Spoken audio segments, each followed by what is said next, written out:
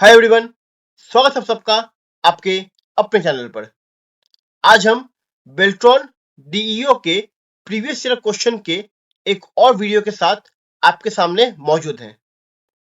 लेकिन वीडियो को स्टार्ट करने के पहले एक इंफॉर्मेशन है जो आपको देना चाहूंगा। हमारे चैनल पर बेल्ट्रॉन डीईओ के प्रिपरेशन के लिए वीडियोस लगातार अपलोड हो रहे हैं, जिसमें हम लोग कंप्यूटर साइंस के सिलेबस को कवर करने वाले हैं। एमसीक्यूज के साथ साथ टॉपिक्स का कंप्लीट डिस्कशन भी देने वाले हैं।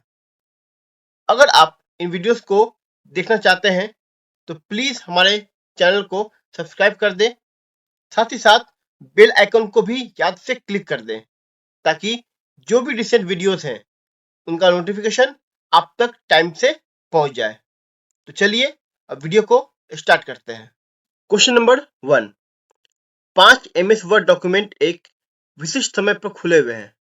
यदि आप इन खुले हुए डॉक्यूमेंट्स पर बारी बारी से जाना चाहते हैं तो आप किस टैब का उपयोग करेंगे?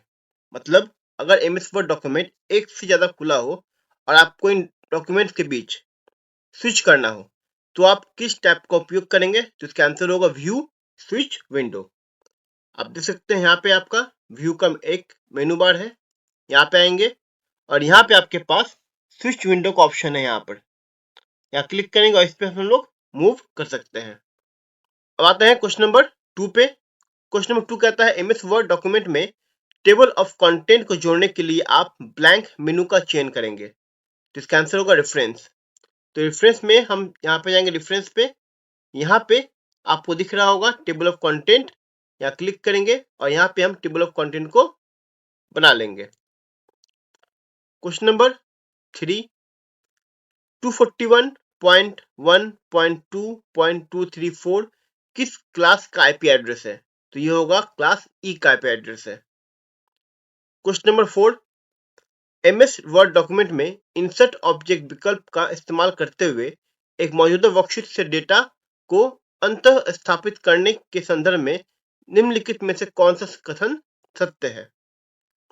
इसका आंसर होगा मौजूदा MS एक्सेल फाइल इस तरह एम्बेड की जा सकती है कि वर्ड डॉक्यूमेंट में केवल एक MS एक्सेल का आइकन दिखेगा। मतलब MS एक्सेल को इस तरीके से वर्ड में आपको इंसर्ट किया जाएगा, एम्बेड किया जाएगा कि यहाँ पर MS एक्सेल के डॉक्यूमेंट का एक आइकन दिखाई देगा। Question number 5। MS एक्सेल में वर्कशीट की नेमिंग के लिए निम्नलिखित में से कौन सा वैध फाइल नाम है? मतलब एक्सेल में अगर वर्कशीट को नाम देना है तो इनमें से कौन सा नेमिंग है जो सही रहेगा? बजट/1 नहीं होगा, बजट स्क्वायर ब्रैकेट के अंदर 1 नहीं होगा, बजट-1 नहीं होगा, बजट 1 तो ये हो सकता है आपका, ये हो जाएगा। Question number 6। MS power point में स्लाइड शॉर्टर व्यू के संदर्भ में निम्नलिखित में से गलत कथन का चयन करें।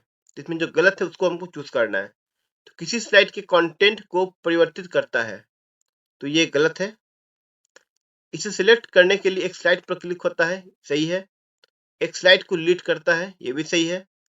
और स्लाइड्स को थंबनेल पिक्चर्स के रूप में बदलता है, तो ये भी सही है। स्लाइड शॉर्टर व्यू में ये सब सही है, पहला वाला गलत है आपका। Question number 7। बजट और वित्तीय प्रतिवेदनों के जैसे अंकीय डेटा को संगठित, विश्लेषित एवं आलेखित करने वाले प्रोग्राम को क्या कहते हैं? उसे कहते हैं हम लोग spreadsheets. Question number 8। MS Excel में व्यू मेनू के अंतर्गत निम्नलिखित में से कौन सा फीचर उपलब्ध नहीं होता?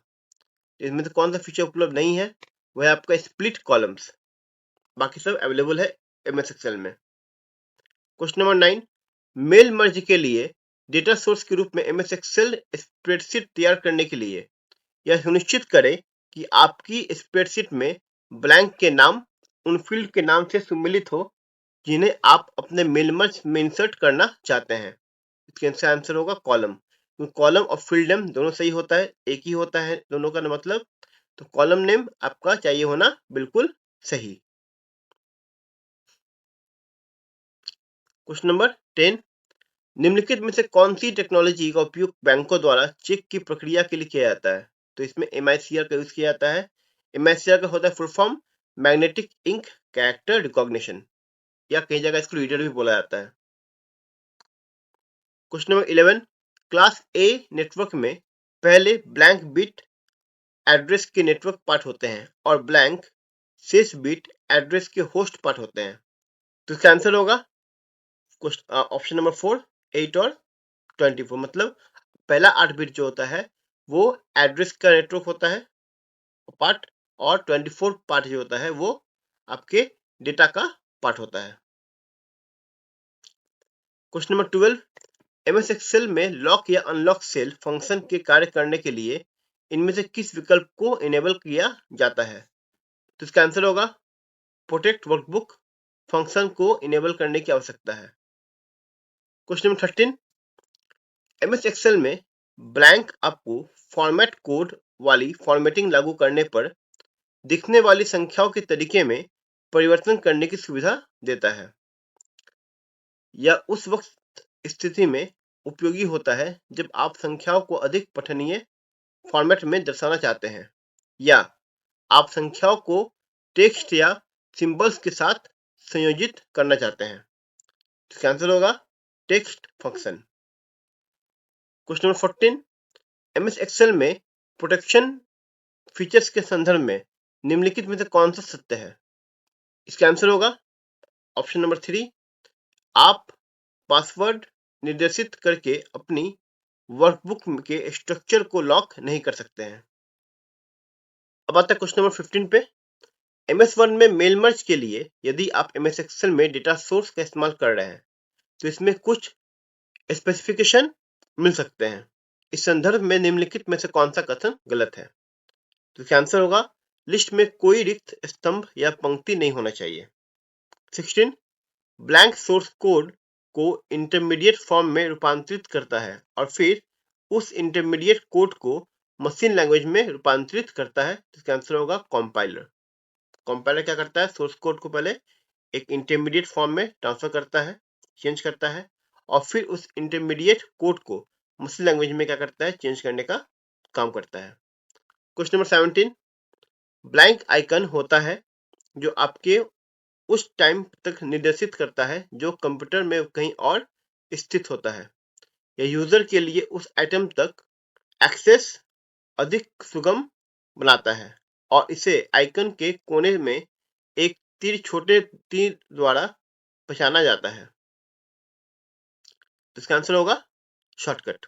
Question number 18, word processing document में टैब्स व स्पेसेस के माध्यम से की जाने वाली टेक्स्ट की अलाइनिंग एक कठिन कार्य हो सकता है।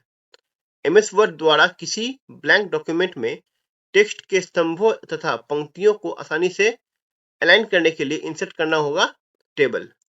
ठीक है, टेबल हम इंसर्ट करेंगे जिसमें हम लोग का आपका डेटा आ जाएगा।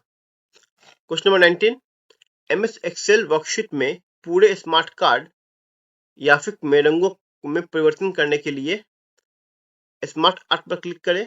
स्मार्ट आर्ट टूल्स के अंतर्गत ब्लैंक टैब पर स्मार्ट आर्ट ग्रुप में ब्लैंक पर क्लिक करें। इसका आंसर होगा डिजाइन पहला, दूसरा स्मार्ट आर्ट स्टाइल, तीसरा change colour. Question number 20, MS power point में आप स्लाइड के साइज का निर्धारण करने के लिए विकल्प कहां पर पा सकते हैं? तो इसका आंसर होगा आपका डिजाइन। ठीक है, निम्नलिखित का क्या परिणाम होगा? Right click on the file name, send to desktop. और ये हम प्रोसेस करते हैं तो मेरा क्या होगा? तो आपका पहला तो है डेस्कटॉप पर फाइल खत्म खोल दूंगा, तो गलत है ये। डेस्कटॉप पर फाइल की कॉपी बन जाएगी, नहीं। डेस्कटॉप पर फाइल का शॉर्टकट आइकन बन जाएगा, तो ये बिल्कुल सही है। ठीक है, फोर्थ आपका है फाइल को डेस्कटॉप कर पहुंचाएगा, तो ये भी सही है। क्वेश्चन नंबर 22, निम्नलिखित में से कौन सा ऐसा कार्य है जो प्रमुख रूप से सीपीयू का नहीं है? तो आपका ग्राफिकल प्रोसेसिंग करना सीपीयू का काम नहीं है, बाकी काम सीपीयू करता है। क्वेश्चन नंबर 23, इंटरनेट से कनेक्ट करते समय 1 एमबीपीएस का डेटा ट्रांसफर की दर ब्लैंक प्रति सेकेंड के बराबर होता है। तो इसका आंसर होगा 10⁻⁶ बाइट। 24, मेल मर्ज प्रोसेस में 3 डॉक्यूमेंट शामिल होते हैं, मेन डॉक्यूमेंट, ब्लैंक तथा मर्ज डॉक्यूमेंट। तो आपको जाएगा यहाँ पे data source. Question number 25, application software के संदर्भ में निम्नलिखित में से कौन सा कथन सत्य है? यह विशिष्ट उद्देश्य वाला सॉफ्टवेयर है जिसका उपयोग विशिष्ट कार्य करने के लिए किया जाता है। बिल्कुल सही है, बाकी चीज तो ऑलरेडी गलत हो जाएगा। क्वेश्चन नंबर 26, स्लाइड शो के दौरान स्क्रीन को काली करने के लिए ब्लैंक दबाया जाता है, मतलब स्क्रीन को ब्लैक करने के लिए क्या दबाया जाता है? आपको होगा बी।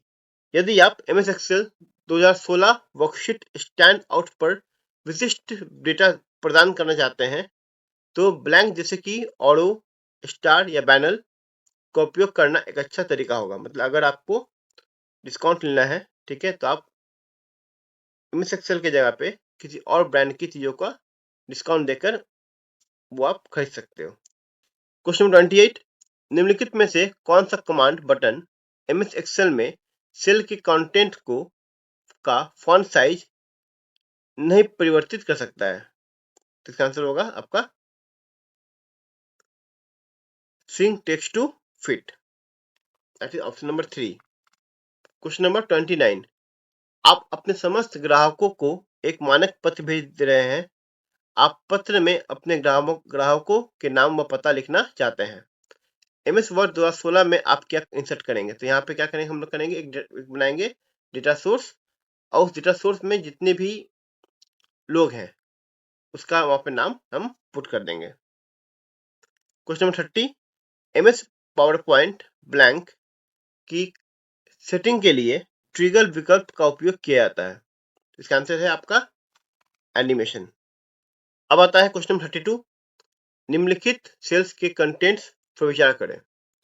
तो पहला आपका कॉलम नंबर ए, फिर column number B. Column A में 2 और 3 है, कॉलम बी में 4 और 6 है। 1 नंबर 2 नंबर क्या आपका रो का नंबर है, ठीक है। तो यहाँ पे अगर सेल C1 के फॉर्मूला A1 प्लस B$1 है, C1 का फॉर्मूला C2 में कॉपी किया जाता है, मतलब C1 का फॉर्मूला क्या करेंगे, C2 में कॉपी कर देंगे, तो C2 में क्या देखने को मिलेगा?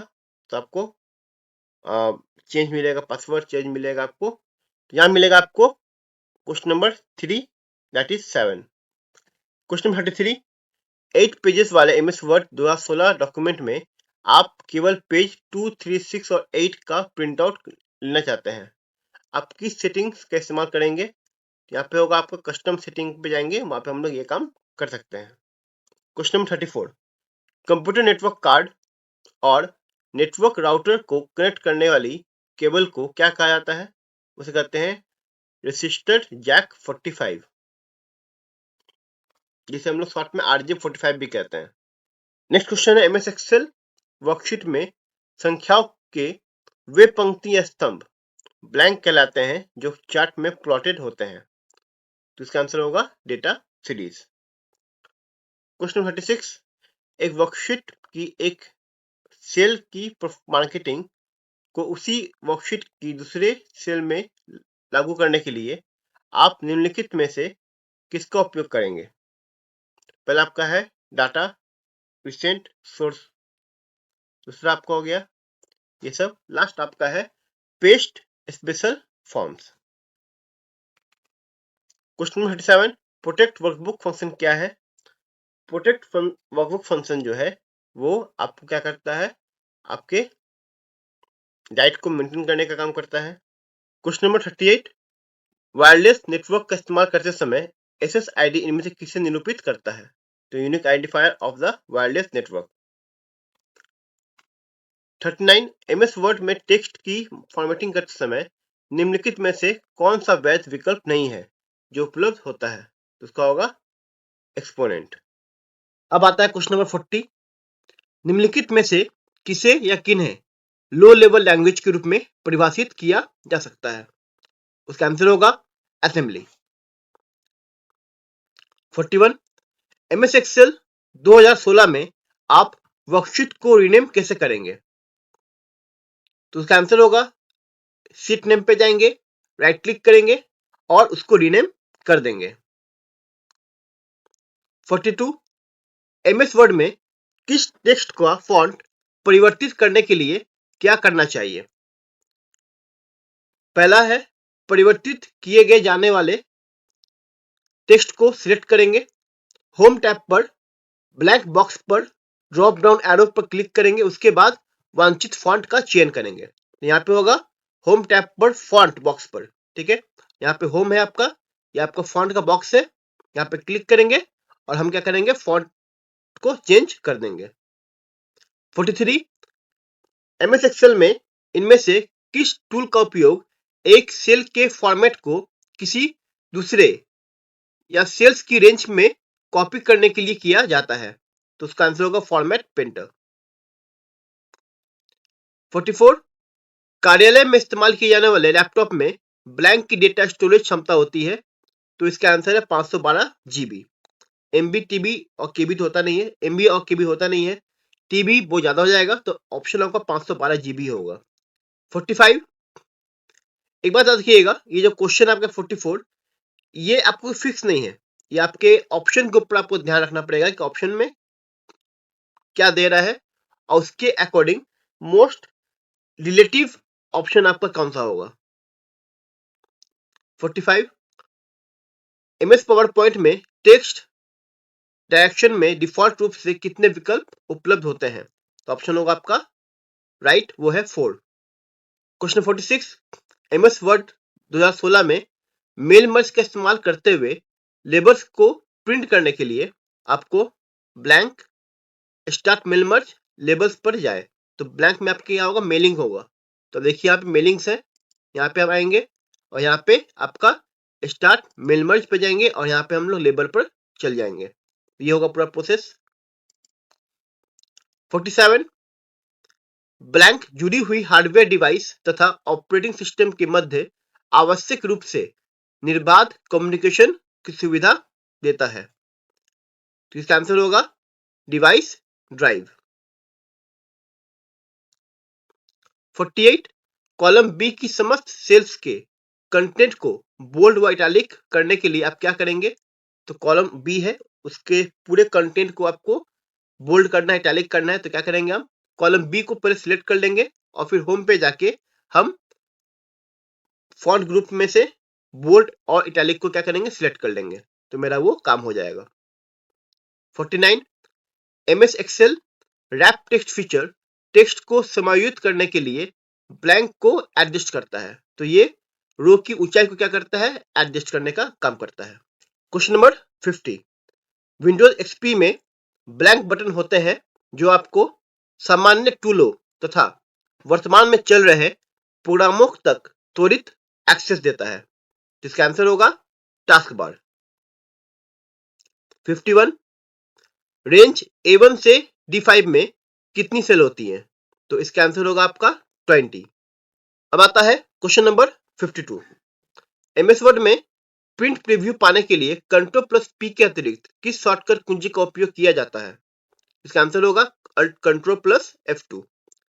यहाँ पे आपको इन्फॉर्मेशन देना चाहूंगा कि हमारे चैनल पर एमएस वर्ड के मोस्ट इंपॉर्टेंट शॉर्टकट की का एक फुल वीडियो अपलोडेड है, जहाँ पे एमएस वर्ड के सबसे इंपॉर्टेंट शॉर्टकट की हैं उनका पूरा डिटेल आपको दिया हुआ है, वो भी प्रैक्टिकल के साथ, तो आप एक बार जाके उस वीडियो को जरूर चेकआउट कर लीजिए ताकि आपको जितने शॉर्टकट कीज हैं वहां पे आपको मिल जाए। साथ ही उस वीडियो का जो लिंक है वो आपको डिस्क्रिप्शन बॉक्स में मिल जाएगा, तो आप उसको वहां से भी देख सकते हो। अब आते हैं question number 53 input output device सीधे मदरबोर्ड से जुड़े इलेक्ट्रॉनिक मॉड्यूल से जुड़े होते हैं जिन्हें ब्लैंक कहा जाता है, तो उसे कहा जाता है डिवाइस कंट्रोलर। 54 एमएस एक्सेल में सेल स्टाइल फीचर के संदर्भ में निम्नलिखित में से कौन सा कथन सत्य नहीं है? इसका आंसर होगा इससे पंक्ति की ऊंचाई या स्तंभ की चौड़ाई परिवर्तित होती है, तो ये आपका सही नहीं है। बाकी जब आप एक समय पर एक्सेल या सेल्स की रेंज में एक से अधिक फॉर्मेट लागू करना चाहते हैं तो स्टाइल लागू करना सर्वाधिक आसान होता है, तो ये सही है। एमएस एक्सेल में फॉर्मेटिंग के लिए अनेक बिल्ट इन स्टाइल्स होते हैं जिन्हें आप लागू या परिवर्तित कर सकते हैं, तो ये भी सही है। और third number style formatting characteristic जैसे कि फॉन्ट का नाम, साइज, कलर, अलाइनमेंट, स्पेसिंग को सेट किया जाता है, तो ये भी आपका सही है, तीनों सही है, ये वाला गलत है। 55 निम्नलिखित में से कौन एक आउटपुट डिवाइस नहीं है? तो ऑब्वियसली स्कैनर आपका आउटपुट डिवाइस नहीं है, वो कौन सा आपका इनपुट डिवाइस है। 56 रिक्त स्थान की पूर्ति करें, start, blank, MS office, MS word. तो स्टार्ट के बाद जाएंगे ऑल प्रोग्राम्स, फिर MS ऑफिस, फिर आपका MS वर्ड पे। 57, आपने एक MS एक्सेल स्प्रेडशीट में 5 विभिन्न स्तंभों में डेटा एंटर किया है, स्तंभ मतलब कॉलम में, ठीक है। लेकिन आपने देखा कि आप तीसरे कॉलम में उपलब्ध सूचना को पढ़ नहीं पा रहे हैं। आप सभी 5 कॉलम की एक जैसी लिखावट चाहते हैं, आपको क्या करना चाहिए? सबसे पहले तीसरे सेल की दाई बाउंड्री पर डबल क्लिक करना चाहिए। तो अगर आपको दे दिख रहा है तो थर्ड सेल जो है उसका जो बाउंड्री आप क्लिक करोगे तो आपको वो दिखाई दे देगा। 58, एक वर्कशीट से दूसरी वर्कशीट में जाने के लिए निम्नलिखित में से कौन सा शॉर्टकट की यूज करते हैं? तो करते हैं हम लोग control plus page down. 59, MS Excel worksheet में सभी सेल डिफॉल्ट रूप से ब्लैंक होती हैं, लेकिन उन्हें ब्लैंक के रूप में फॉर्मेट किया जाता है। मतलब कि वर्कशीट में जितने भी सेल होते हैं वो डिफॉल्ट रूप से क्या होते हैं, अनलॉक होते हैं। बाद में उन्हें लॉक करके लॉक के फॉर्मेट में क्या जाता है, यूज किया जाता है। 60, निम्नलिखित में से कौन सा प्रोग्राम यूजर को डिलीट फाइल्स तक एक्सेस प्रदान करता है? वो है विंडोज एक्सप्लोरर।